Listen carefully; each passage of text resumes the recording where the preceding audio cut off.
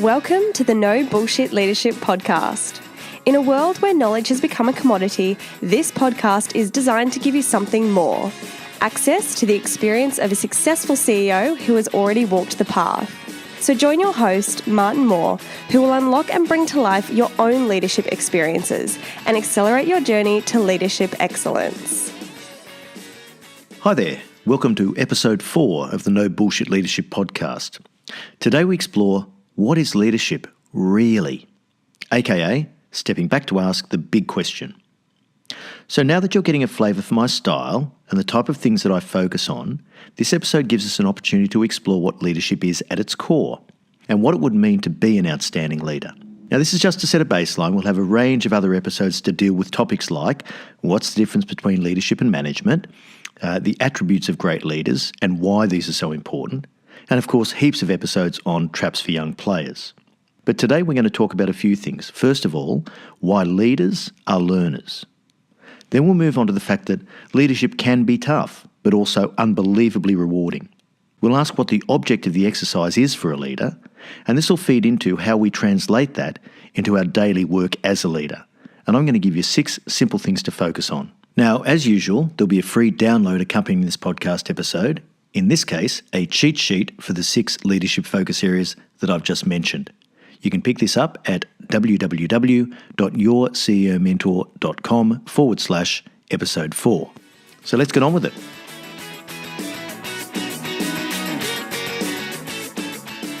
One of my favourite definitions of leadership comes from former First Lady of the USA, Rosalynn Carter. What she said was, "A leader takes people where they want to go. A great leader takes people where they don't necessarily want to go, but ought to be." Now, I mentioned in the introduction that leaders are learners. Simply the fact that you're listening to this podcast is a great sign. Firstly, it means that you're actually paying attention. It means you want to get better. And you don't start to learn about leadership until you're actually in a leadership role. And that's why it's so hard to prepare for. But if you listen to any of my previous podcast episodes, it probably means you're seeing something in the content that's resonating with you. And it helps put your experiences into context. Just by being a learning leader, you set yourself apart from the pack because you're committed, at least to some extent, to becoming better.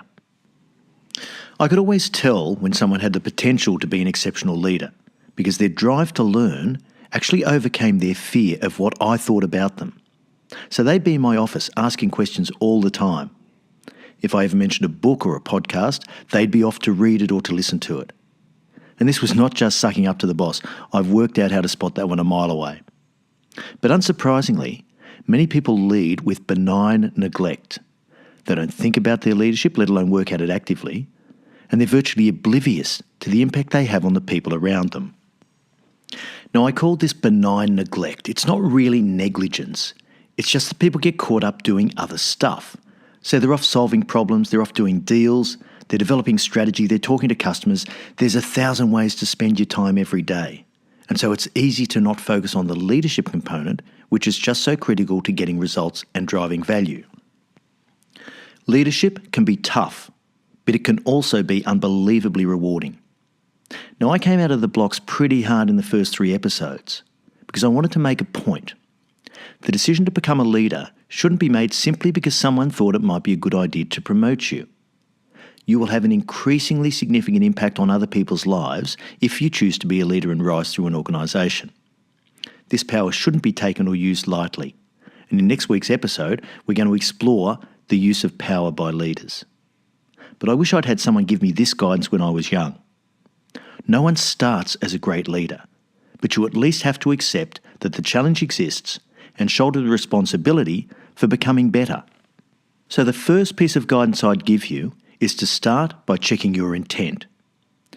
As long as it's all about you, you can't be even a competent leader, let alone a great leader. Leadership isn't about you being the best, it's about making your people better.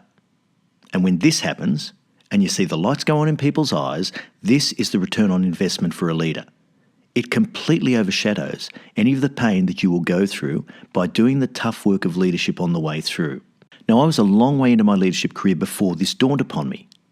I was arrogant, and it was all about me proving how good I was. I was driven to be successful, and at times, this was definitely at the expense of the people around me and below me. Now, I'm happy to say that the shame and embarrassment that I feel about my early leadership mistakes has since been replaced by enormous pride that I've worked on this so hard since that time to become better and to see the people around me benefit. But paradoxically, the better I get, the more I can see my leadership weaknesses. Now, this is quite a natural thing if you think about trying to improve the time that you can run for a 100-metre dash. And I'm not talking about being chased by a bear or on a Saturday night in high heels and a skirt. What I'm talking about is going out to the track and putting on your athletic gear and trying to run 100 metres. Now, if the best you can do is run 100 metres in 30 seconds, then it's relatively easy to get your time from 30 seconds down to 20 seconds. However, if you're world class and you're trying to get your time down from 9.9 seconds to 9.85, that is incredibly difficult. So we all need to accept that the better we get, the harder we need to work at it.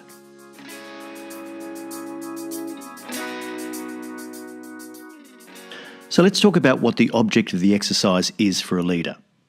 The higher up you go in any organisation, the less you can achieve yourself, and the more you need to rely on those in your organisation below, beside and above you. And that's why for me, the object of the exercise for any leader is simply to create a high-performance, constructive culture. Everything you do as a senior leader either builds or detracts from the culture of your organisation. And as a leader, you need to understand this one simple fact. Leadership drives culture, culture drives performance. Now, culture is simply the way we do things around here. It's the behavioural and performance norms that an organisation has. And regardless of whether you've consciously set out to develop a certain culture or the culture has grown organically, every organisation has a culture. So the ultimate aim for a leader is to influence her people to create a culture in which everyone does the right work in the right way with the right intent. Now, we see what happens to organisations that don't have the right cultures throughout. And it doesn't matter whether it's businesses, religious organisations, schools, not-for-profit organisations, the impact of a poor culture does not discriminate. Now, a great example that's playing out in real time at the moment is the Hayne Royal Commission into the banking industry in Australia. And the hearings have uncovered some incredible breaches of customer trust, all of which are predominantly failures of organisational values and culture. This has caused the major banks some serious reputational damage and value loss. But spare a thought for the leaders. The Commonwealth Bank of Australia, or CBA, is Australia's largest company by market capitalisation, and its then chief executive, a gentleman by the name of Ian Narev. Now, those who've worked very closely with Ian over the years will tell you a couple of things about him. The first thing is that he's super smart, but at that level you expect everyone to be super smart. The thing about Ian, though, he's an incredibly decent human being. He's resilient, he's emotionally balanced, and he has some of the hallmarks of a great leader. But as some of the failings of the CBA culture became clear through the investigations, I found myself asking a very important question.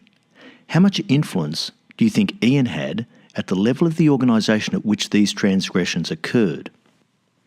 In an organisation of 50,000 plus people, it's all about having the leadership in place through all levels of the business to drive the right values and behaviours within a high-performance culture. Now, I'm not picking on CBA by any means. All of the big banks and insurance companies have suffered these symptoms to some extent. But it certainly does focus us down on what the object of the exercise is for a leader.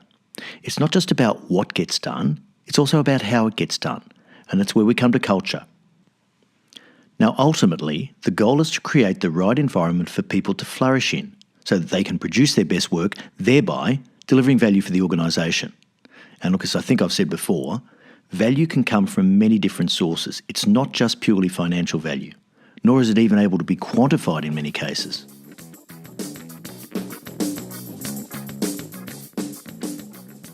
Now, I know all this stuff about culture sounds a little bit wanky, but don't mistake the culture stuff for being soft or touchy-feely. Now, creating the right environment for your people to flourish in implies that all of your leaders are driving relentlessly towards a high-performance culture. And to do this, 4 things have to be present. But as with our CBA example in Ian Narev, it's not just in you, it's in all your leaders right through the line. So the first thing is, they have to be able to connect with their people on a personal level. John Maxwell once put it best when he said, people don't care how much you know until they know how much you care. The second thing is, they care enough about each of their people to be honest with them, to stretch them, and to demand their best. This is even when it's uncomfortable for the leader, or particularly when it's unappreciated by their people. The third thing is, every leader sets high standards for behaviour and performance. And finally, people know that the leadership of the organisation is serious about its duty of care in taking accountability for its people and their welfare. The object of the exercise, though, is to create a culture of excellence. And I hope you all had a chance to listen to last week's podcast episode, Excellence Over Perfection. So how does this translate into the work of a leader? Ultimately, when I was Chief Executive of CS Energy, I saw the main function of my role as to set the tone, the pace, and the standard for the organisation. And from this, everything else flowed. So how does it manifest? Now, obviously, this is more difficult if you aren't in the corner office, because you're subject to your boss's ability to do this. But no matter where you are in the organisational hierarchy, these rules pretty much apply, and they need to be scoped down to your part of the world. Now, figuring that out is sometimes a challenge, but it will pay itself back in spades. As I mentioned before, there's still a bunch of stuff that you have to do as a business person, as a manager, as an accountable officer. But for the moment, I just want to focus down on the work that's essential for your role as a leader. So I've got 6 things for you to think about here. Number 1, set the tone through the right values and behaviours. And it's really important that you understand as a leader, the standard you walk past is the standard you set. So you have to be crystal clear on what's okay and what's not okay, and you have to talk about it with your people and hold all your leaders in particular to account for this. For you personally, you need to be an absolute exemplar of what you're asking your people to do in terms of their behaviours and values. So as I've said many times before, you've got to eat your own dog food.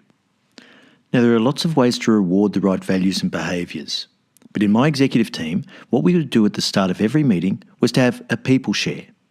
And in people shares, one or more of the executives would talk about someone in their organisation who had exhibited exactly the right values and behaviours that we were looking for, contributing to the high-performance constructive culture we were trying to build. This helped us to specifically set the tone for the organisation by insisting on the right values and behaviours and rewarding them when we saw they were actually present. The second point for a leader to think about is how to discover and communicate your organisation's purpose. Many organisations now try to answer the question, why do we exist and for whom? Now, years ago, the purpose of any organisation was the profit motive. That is to say, a firm exists to maximise shareholder value, and that was it. And that view has long been superseded, which is probably just as well, because try using that line to inspire a millennial. Number 3 in the work of a leader. Select and develop great people who can multiply your effectiveness. You need leaders throughout your organisation who will set the same standards of behaviour and performance that you're ultimately trying to achieve yourself.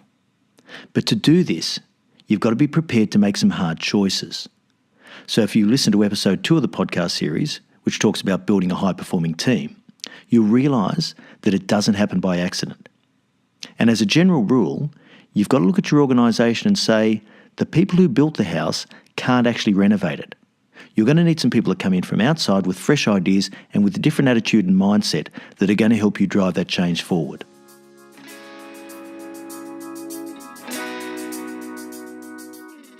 Number 4 is to set simple, appropriate and value-driven targets and then communicate those relentlessly. You've got to make it really clear to your organisation where you're going and what you're ultimately trying to achieve. And surprisingly, many organisations don't actually do this. You've got to challenge your organisation to achieve even higher performance standards. But as Phil Rosenzweig said in his book The Halo Effect, there is the delusion of absolute performance. So even if you're constantly improving in absolute terms, you may still be falling behind your competitors in relative terms. That's why it's important to keep your eye on what's going on outside. And as David Yoffie from Harvard Business School says, high-performing businesses revert to the mean within 7 years. So even if you do manage to build up an organisational advantage, it can be quickly eroded by your competitors. Number 5, help people to understand the role that they play in the bigger picture. Now, people will absolutely give you their best if they can actually see how they contribute to the performance of the organisation. If you say it fast enough, this sounds easy, but this is actually one of the holy grail objectives. Now, I mentioned in the previous episode the psychology of your people thinking, I'm just a cog in the wheel and I can't really make a difference. And as long as they think that, your organisation is going nowhere.